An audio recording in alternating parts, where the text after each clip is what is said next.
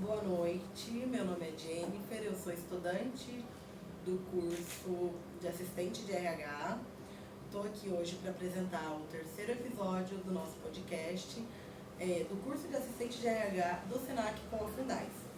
Eu estou aqui hoje com a Elaine e com a Jerusa. A gente vai falar hoje sobre um pouquinho sobre segurança do trabalho, medicina do trabalho e mais algumas outras coisinhas.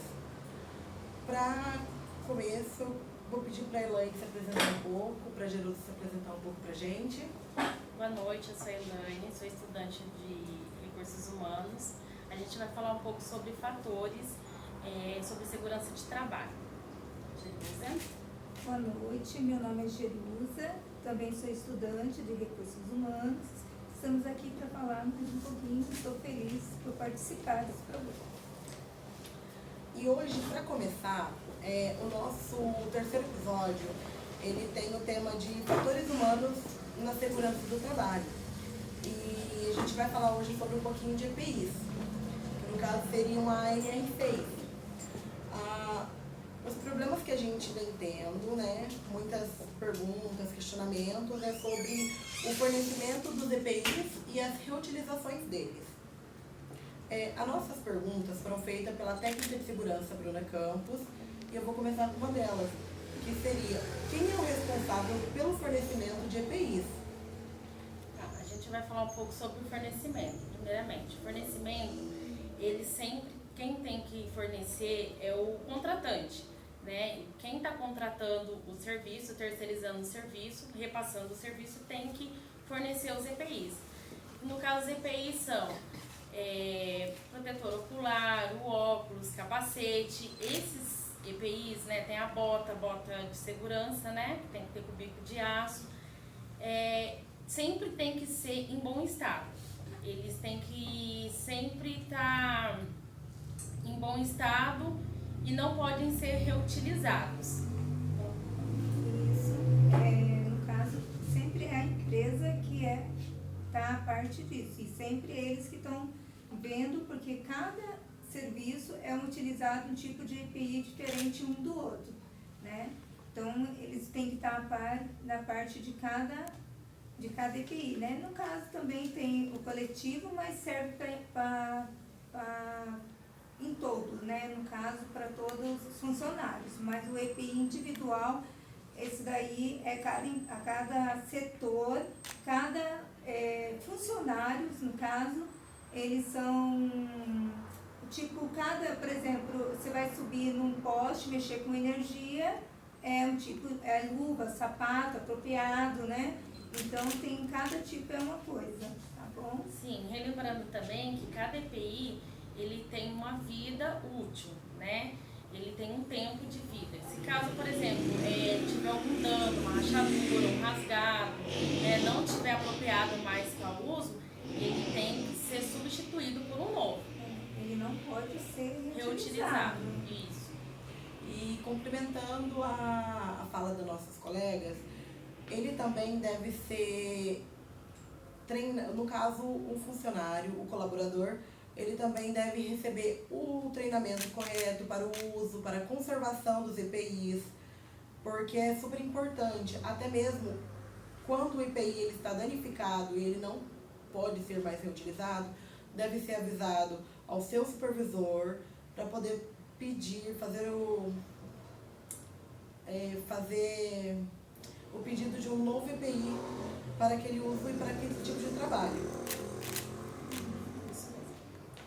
E agora a gente vai falar um pouquinho sobre a NR17, que seria risco de ergonomia, que a gente pontua como a postura inadequada e os movimentos repetitivos. A nossa pergunta feita hoje é: uma empresa que não se preocupa com a ergonomia dos colaboradores, quais os danos podem ser ocasionados? Tá, no caso, a gente vai falar sobre o que pode ocasionar. Pode ocasionar riscos, cansaço, postura inadequada, problema de coluna. Então, assim, todo o trabalho você tem que estar bem, com uma postura correta, né? você também é bom você também ter treinamentos, ter também um pouco de, como que eu vou dizer, uma pausa, né? Não pode sempre estar trabalhando direto, tem que ter a sua pausa. Alguma coisa? Para melhorar, né? Pra melhorar. A atividade de cada trabalhador, né? Cada um participando, ele melhora a atividade e não pode ser repetido, né? Repetir a mesma coisa, tá sempre revezando, fazendo umas ginásticas laborais. Eu acho que isso aí é muito importante dentro de uma empresa, né? Ajudar o funcionário nessa parte, porque ajuda na parte, né? A pessoa não ter o cansaço, o estresse do dia a dia também, isso também pode vir a incomodar, né? A depressão, o estresse, a postura, né? Tudo isso também pode prejudicar. E fora que os riscos ergonômicos, eles podem gerar distúrbio psicológico e fisiológico, o que provoca muitos danos sérios à saúde. Então é super importante a gente ter aquela pausa, se a gente vê que a gente está cansado, principalmente quando a gente está num trabalho muito repetitivo. Então aquela pausa é super importante. E sobre segurança do trabalho e a PCMSO, a gente entra com os acidentes de trabalho, que no caso é o que ocorre bastante, né? Então, a pergunta feita pela nossa técnica seria: caso ocorra um acidente de trabalho, qual o primeiro procedimento a se fazer?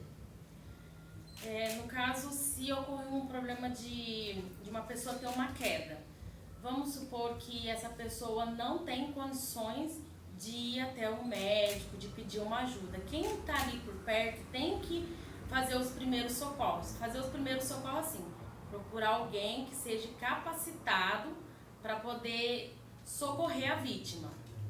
No caso, essa pessoa também, ela teria que ir atrás de um médico, né, que no caso a pessoa capacitada, e também avisar a supervisão, no caso o RH, avisar o que está acontecendo, né, para eles poderem tomar as medidas cabíveis. Isso. E abrir também, se for dentro da empresa, abrir um CAT, não pode esquecer de abrir o CAT, porque foi um desastre, foi acidente dentro da empresa, abrir um CAT e comunicar, né, o acidente de trabalho, né, no programa de controle médico e saúde ocupacional, avisar o RH, né, e pode ser avisado também, quem pode avisar também, quem socorreu, né, que tem prazo para poder estar avisando. Sim. O que nos cabe também é a empresa, ela nos assegura tanto o nosso trajeto de casa para o trabalho e do trabalho para casa. Então, qualquer acidente que ocorra nesse trajeto, cabe à empresa entrar com as devidas providências. Num caso que a nossa amiga Jerusa também falou, do CAT, quando você sofre um acidente de trabalho e qualquer pessoa próxima tenha contato com você, ela avisando a empresa, eles entram com um documento para poder registrar aquele acidente de trabalho. E não podemos esquecer que o técnico de segurança e a medicina primária e o RH, eles trabalham juntos. Sim, conjunto, né? Cada um com o seu dever, porém, né, todos trabalham juntos. Sim, até mesmo digamos, um apoiando o outro para que não ocorra acidente de trabalhos, né? Tanto a exigência de usar os equipamentos corretamente, ter o controle, mas por ter o controle para prevenir os acidentes, né? Então é super importante o todo trabalhar junto. A próxima pauta nossa seria o 5S, que seria Seiri, Seiton, Seisu, Seikitsu e Shitsuki. O que seria pontuado como problemas com a metodologia de implantação. A nossa pergunta que fica aqui seria: qual o foco desse método? Então, o foco desse método seria utilização, organização, limpeza, bem-estar e autodisciplina. É um método que tem que ter na empresa, todos os funcionários têm que fazer esses métodos durante, no início, durante e após.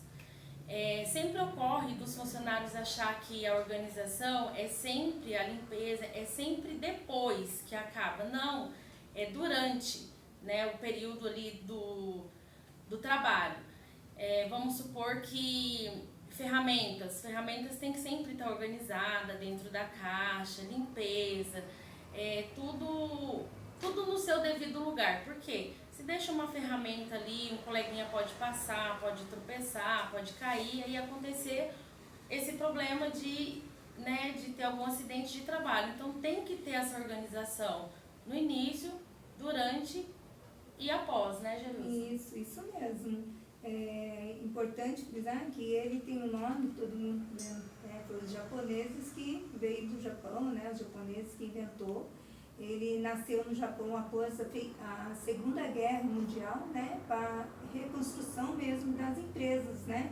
Então eles inventaram o 5S, que começou a surgir aqui no Brasil na década de 1970, porém ele só foi fixar mesmo em 1990, que os órgãos viram a utilidade deles dentro da empresa, né? Que cada um tem um significado, né? Que é o SEI, que é o senso de utilização, que é separar o útil do inútil, né? Que é uma organização. E o SEITO, que é o senso de arrumação, identificar e arrumar tudo no devido lugar. Sim. É uma ferramenta, você tira, coloca no mesmo lugar, né? Para evitar e para facilitar o processo rápido de você achar uma coisa, né? E o senso, que é o senso de limpeza, manter o ambiente limpo, né? Cada um fazendo a sua parte, né? Sujou, limpou, né? E o senso de saúde e higiene, né? Que é o importante. E o Shituki, que é o senso de autodisciplina, que é o essencial, que refere normas, né? Respeitar normas. E muitos não respeitam normas. E isso, cada lugar tem uma norma, né? E a gente vai acostumando com cada lugar com a sua norma, né? O colaborador ele tem que se adequar com as normas da empresa. Sim, isso mesmo. Até porque o 5S a gente leva ele para a vida, não só na empresa. Em casa também. Se a gente conseguir manter uma autodisciplina em casa, a gente consegue manter uma autodisciplina em qualquer lugar. A organização é essencial, o senso de limpeza principalmente. Então, o 5S ele não é só dentro de uma empresa, mas sim a gente levar isso para a vida também. Isso aí começa dentro de casa, sim, né? Ele serve para dentro de casa também, organizar, limpar, né?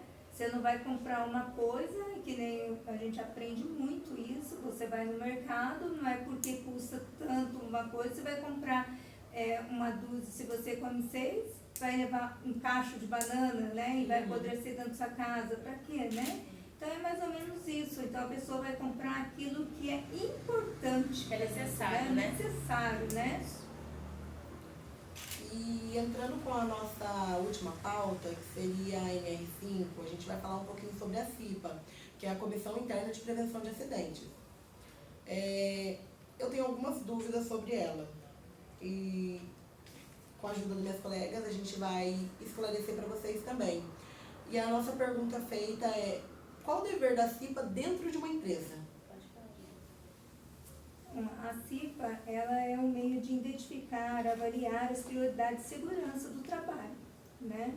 E ela veio para orientar os responsáveis para fazer treinamentos dentro da empresa, né?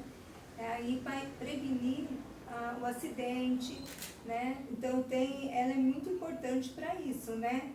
Eu tenho aqui até uns exemplos também que parece que entrou também agora, né, em setembro de 2022, e o programa que emprega mais mulheres e adota condutas e procedimentos para combater e prevenir os casos de assédio moral que está dentro da empresa, né? Principalmente que a gente ouve muito, né? Sobre moral, isso. Né? Sexual, no caso, uma mulher fazendo esse tipo de trabalho, né? Isso mesmo. Não pode existir esse tipo de pensamento e mais, muitos, né? não sabem, mas existem vários tipos de assédio, né? Sim. Falar, ofender, fazer gestos, né, apropriados, tocar, apalpar. E existem e eu tive vendo que existem vários, né? Vários. Então muitos não sabem. E eu escrevi até alguns aqui, que é o moral, né? Que é ofender, falar, chantagem. Muitos fazem chantagem dentro de uma empresa, né? E danos que causam sofrimento físico ou mental. E depois vem o sexual, que é tocar, apalpar, passar a mão, né? E etc, né? E vem um que eu nem sabia que existia, que é o tal de stalking, né? Que é oferecer presentes, telefones, né? Telefonar, mandar mensagens e e-mails, né? E eu não sabia nem isso aí. Então, a gente vai aprendendo no dia a dia. E o bullying, que é os chutes, empurrões, e verbal, e provocações, e, né? E muitas coisas a mais. E eu comecei a pesquisar sobre isso, que eu não sabia nem que existia. Tem vários, mas eu achei isso daqui importante, que é o mais importante para a gente saber. Assim, usando como exemplo, no caso de um assédio, como a CIPA entra nisso? Como a gente pode comunicar a CIPA nisso? Sim, a gente pode estar comunicando, reuniões, conversando com os funcionários, né? Sempre estar alertando. Isso é o dever nosso, tá? Sempre fazendo campanhas dentro da empresa. Para prevenir, Isso. né? Sempre tem campanhas. E nessa campanha a gente pode estar conversando, falando o dever da CIPA, né? Tá falando sobre isso, sobre as prevenções. E colocando tudo isso que a gente está falando, Colocar em tem pauta, que falar, né? e tem que explicar para o funcionário, que muitos não sabem o que é isso dentro da empresa. Bom, gente, a gente encerra aqui. Foi um prazer apresentar para vocês esse pequeno podcast. A gente está muito feliz de poder levar um pouquinho do que a gente aprendeu, o nosso conhecimento que a gente teve no curso. Eu quero agradecer a professora Thaís Marpa, que foi a nossa orientadora, a professora que nos deu a base desse todo ensinamento.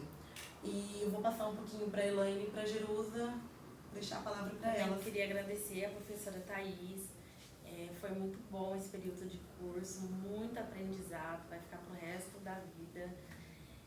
Não só coisas do curso, mas diálogos que a gente aprendeu, coisas que vai levar pro resto da vida no nosso trabalho, dentro de casa. Muito obrigada, Thaís. Queria agradecer também a técnica de segurança, Bruna Campos, que nos ajudou aí na elaboração das perguntas, para a gente estar se adequando mais, né, aprendendo mais. Eu também quero agradecer a professora Thaís, que aprendemos muito, muito, muito mesmo com ela. Vamos levar para o resto da vida. Eu quero agradecer o Senac por dar essa oportunidade para gente, que muitos não podem ter essa oportunidade que a gente teve, né? E é muito gratificante, cada dia aprendendo mais. Quero agradecer a Bruna também, que fez as perguntas, que elaborou para a gente poder estar aprendendo mais também. Muito obrigada mesmo. Agradecer também a Fundaz, né, que em parceria com o Senac, né, deu essa oportunidade a todos nós. Que nos cedeu o espaço para Nos poder cedeu o aprender, espaço. né? E, gente, aqui vai o nosso agradecimento a todos que fez isso acontecer. Não só o Senac, a Fundaz, a técnica de segurança Bruna Campos, mas como também os nossos colegas que nos ajudaram nessa caminhada toda. Porque não foi fácil chegar onde a gente está aqui hoje e aprender tudo. Foram dias e dias de lutas, essa é a verdade. Mas a gente conseguiu chegar ao final e a gente encerra aqui mais um episódio, agradecendo a todos vocês e obrigada por estarem aqui com a gente. Até a próxima.